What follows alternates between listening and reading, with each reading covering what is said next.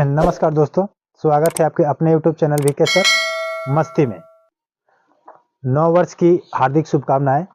आप लोगों का जीवन इस साल मंगलमय हो। जो 2025 को आज आप लोग प्रवेश कर चुके हैं और सारी दुनिया प्रवेश कर चुकी है, पूरे देश प्रवेश कर चुकी है। तो मेरे तरफ से आप लोगों के लिए हार्दिक शुभकामनाएं हैं कि आप लोगों का जीवन मंगलमय हो।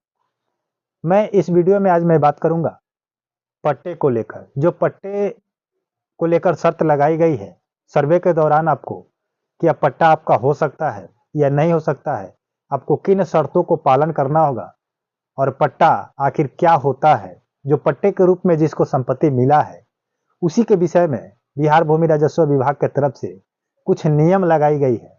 इस नियम को आज हम लोग इस वीडियो के माध्यम से क्लियर करेंगे और बहुत ही इंपॉर्टेंट वीडियो होने वाला है। इसलिए आप लोग जितने भी पट्टेदार हैं, पट्टे के हिस्सेदार हैं, पट्टा मिला हुआ है, तो आपको ये वीडियो देखना अति आवश्यक है, क्योंकि कुछ महत्वपूर्ण ऐसे शर्त लगाई गई है जिसको आज हम लोग इस वीडियो के माध्यम से क्लियर करेंगे और जानेंगे। तो चलिए, 2025 का नया दिन आज 1 जनवरी है। 1 जनवरी 2025 का जो शुभ संकेत लेकर के आया है और पट्टे के बारे में आज मैं आपको बताऊंगा। लेकिन आपसे मैं रिक्वेस्ट करूंगा कि आज नए साल के उपलक्ष्य में आप लोग मेरे चैनल को सब्सक्राइब करें और वीडियो को लाइक करके वीडियो को शेयर करें, ताकि सभी लोगों को, जितना भी पट्टेदार का मालिक है, जिनको सरकार पट्टे दी थी या पट्टे उनको कैसे मिला था, उसको कैसे अब आपका होगा या नहीं होगा, आखिर पट्टा क्या होता है, इसी के विषय में आज हम लोग जानेंगे। तो चलिए वीडियो स्टार्ट करते हैं। वीडियो को लंबा ना करते हुए, लेकिन आपसे रिक्वेस्ट है कि सबसे पहले अभी चैनल को क्या करें, सब्सक्राइब जरूर करें, क्योंकि सब्सक्राइब करते हैं तो एक फैमिली बढ़ती है और आपका ताकत बढ़ेगा, आपका आवाज बढ़ेगा। और वीडियो को लाइक करते हैं तो हमें मोटिवेशन मिलता है, ताकि आपको कोई भी सुविधा हो तो मैं आप तक पहुंचा सकूं। आपका लेटेस्ट अपडेट हो या जानकारी हो या आपकी कोई समस्या हो, कोई प्रश्न हो, उसको मैं सॉल्व करके बता सकूं। तो चलिए वीडियो स्टार्ट करते हैं। सबसे पहले जानते हैं कि पट्टा क्या होता है। ठीक है, ध्यान से सुनिएगा। ये आपका प्रश्न है और आदेश के रूप में जो प्रश्न आया है, जो टॉपिक बदलाए गए हैं, शर्त लगाए गए हैं, सभी को बात करेंगे। लेकिन सबसे पहले पट्टा को जानते हैं कि पट्टा क्या होता है। पट्टा एक ऐसा दस्तावेज है जो किसी व्यक्ति को एक निश्चित अवधि के लिए क्या किया जाता है, उस संपत्ति का उपयोग करने के लिए दिया जाता है, अधिकार दिया जाता है। एक निश्चित समय, अवधि समझ रहे हैं, एक निश्चित समय के लिए दिया जाता है। अब कितना समय के लिए दिया जाता है वो भी मैं बात करूंगा, कि कितना सालों तक दिया जाता है, और आपको साल पार हो चुका है या आप उसी साल के अंदर में हैं, और ये जमीन आपका होगा या नहीं होगा सर्वे के दौरान। उसके बाद इसकी विशेषता क्या होती है, इसकी विशेषता में हम आपको बताते हैं 4 पॉइंट है। ठीक है, पॉइंट को ध्यान से सुनिएगा। सबसे फर्स्ट पॉइंट कि पट्टा एक निश्चित समय के लिए दिया जाता है, जैसे 30 वर्षों के लिए, 60 वर्षों के लिए, 99 वर्षों के लिए। ये आपका समय अवधि होता है। अगर आपका पट्टा 30 वर्षों के लिए मिला है तो आप 30 वर्ष ही इसका उपयोग कर सकते हैं, उससे अधिक नहीं कर सकते हैं। उसके बाद अगर 60 वर्षों के लिए मिला है तो आप 60 वर्ष ही यूज कर सकते हैं। अगर 99 वर्ष का मिला हुआ है तो आप 99 वर्ष का उपयोग कर सकते हैं। उसके बाद आगे बात करते हैं। उसके बाद कह रहे हैं कि पट्टेदार को संपत्ति का उपयोग करने का अधिकार मिलता है, लेकिन वह व्यक्ति उस संपत्ति का मालिक नहीं हो सकता। जैसे सरकार के द्वारा आपको पट्टा दिया गया है 30 वर्षों के लिए, 60 वर्षों के लिए, 99 वर्षों के लिए, तो इसका मतलब ये नहीं हो गया कि आप उसका मालिक बन गए, आपका स्वामित्व हो गया। आप सिर्फ उसका उपयोग कर सकते हैं, उसका मालिक का अधिकार आपको नहीं दिया जाता है। समझ रहे बात को। अगला पॉइंट पर है कि पट्टेदार से नियमित रूप से रेंट देना पड़ता है। पट्टेदार को जो पट्टा दिया जाता है जमीन के रूप में, उससे रेंट लिया जाता है, लीज लिया जाता है सरकार के द्वारा। आपको देना पड़ता है, नियमित रूप से हमेशा देना पड़ता है। समझ गए, क्योंकि आपको एक समझिए तो किराए की तरफ आपको दिया गया है, समझ रहे हैं, जीने के लिए। उसके बाद बात करते हैं कि पट्टे की संपत्ति को बेच नहीं सकते हैं। कब तक? जब तक पट्टे की शर्तों में ऐसा न लिखा हो कि आप उसे बेच सकते हैं, उसको हटा सकते हैं, किसी को दे सकते हैं, हस्तांतरित कर सकते हैं कि नहीं, बदलान कर सकते हैं। यानी कि अगर उस शर्त में अगर लिखा होगा कि आप इसको बेच सकते हैं, हटा सकते हैं, किसी मुसीबत में इसको कुछ भी कर सकते हैं, गिरवी रख सकते हैं, तो आप कर सकते हैं। लेकिन अगर उसमें ये शर्त नहीं लगाई गई है तो आप उसका कुछ भी नहीं कर सकते हैं, एक भी पॉइंट को आप उसका उल्लंघन नहीं कर सकते हैं, आप पर केस की कार्रवाई हो सकती है।